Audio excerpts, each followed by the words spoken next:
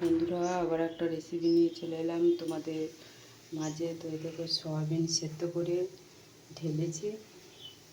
এই দেখো, কড়াই বসিয়ে দিয়েছি, দেখতে পাচ্ছি কড়াইটা বসিয়ে দিয়েছি। আর আলু কাটা রয়েছে।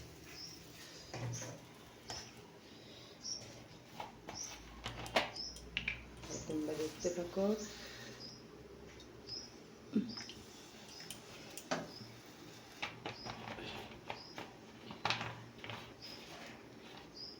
তেল দিয়ে দিয়েছি, তো এসে তেল দিয়ে দিয়েছি।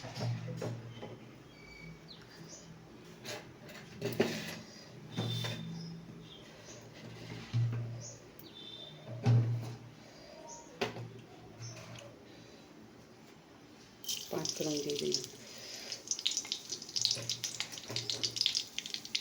এবার এটাকে ঘুরতে হবে, একটু গরম হলেই তাকে দিয়ে দেবো।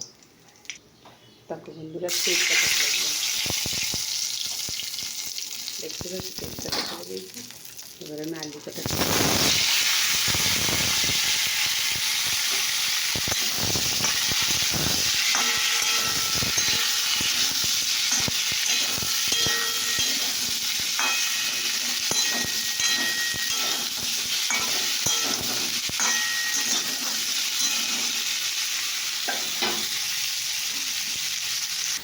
দেখো বন্ধুরা, ভাজা হয়ে গেছে। আমি জল দিয়েছি, একটু ভাজা ভাজা হয়েছে আলুটা, দেখতেই পাচ্ছে। দিয়ে তারপর জল দিলাম, জল দিয়ে এবার আমি সবজিটাও দিয়ে দিয়েছি। এবার তোমরা দেখতে থাকো।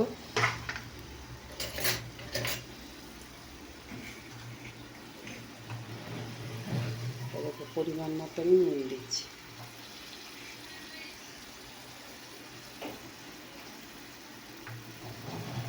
দেখো, হলুদ দিলাম, জিরে গুঁড়ো দিলাম, লঙ্কা গুঁড়ো দিলাম,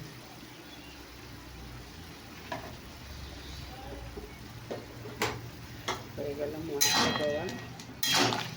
এবার একটা কষতে হবে।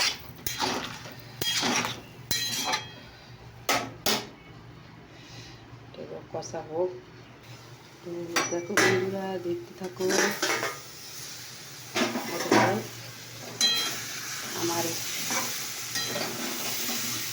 আমার এটা হয়ে গেছে। এটা জল দিতে হবে।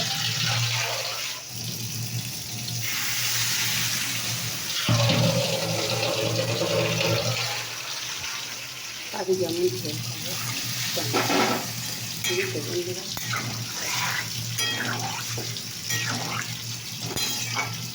দেখো তো,